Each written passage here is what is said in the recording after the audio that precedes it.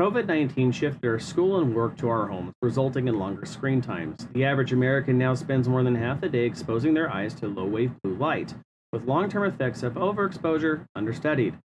Low-income groups are less likely to have the education and finances needed to seek out eye care.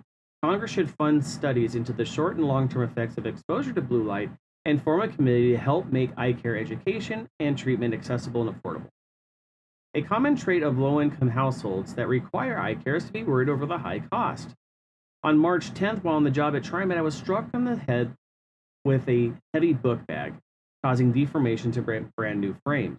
I was less concerned about my personal well-being and more concerned about the damage to my frames. The International Scholarly Research noted that in 3 groups of low-income individuals, cost was the most common cited barrier, while those of higher income statuses had cost ranked at just 6th in their concerns. Eye care lacks the kind of visibility needed to ensure markups are fair and that low-income households have better access to vision-based quality of life. Lack of trust for eye care providers and their motives was the second-ranked barrier. In a 2013 review of optometry, remarks that suspicion regarding whether one can use their old frames was a justifiable one.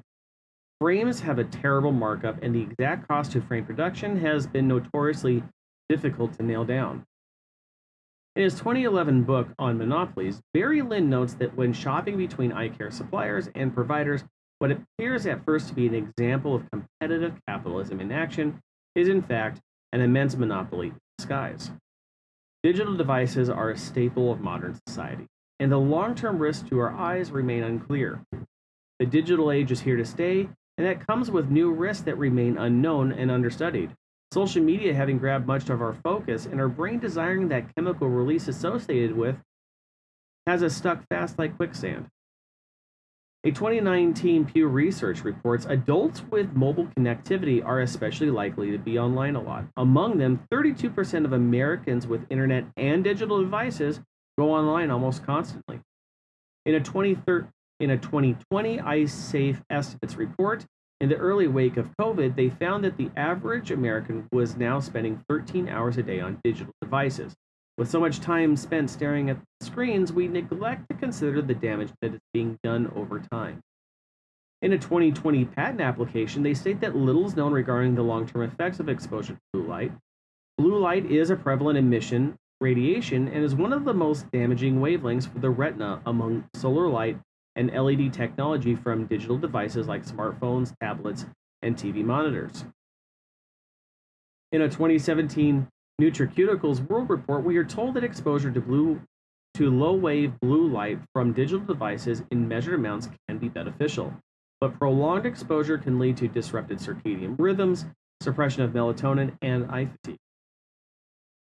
Low-income groups lack the education and trust in their physicians needed to make informed eye care decisions.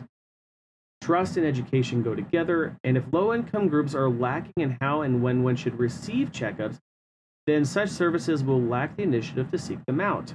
Our eye health professionals need to be more proactive in low-income communities. Dr. Zhang, in an email to Medscope Medical News, wrote that income and education levels are important social determinants of health. Both society and individuals have the responsibility and capability to influence and help reduce such disparities. In a 2013 optometry review found U.S. adults with less education also visit the eye doctor less often. Michael Hoster states that the healthcare providers should more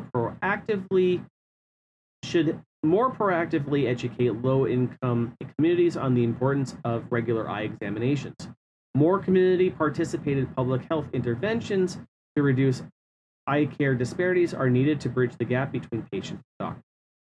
It does not stop at the lack of education and access to resources. There's also a deep sense of shame and embarrassment that comes with seeking eye care and having to take proactive corrective measures.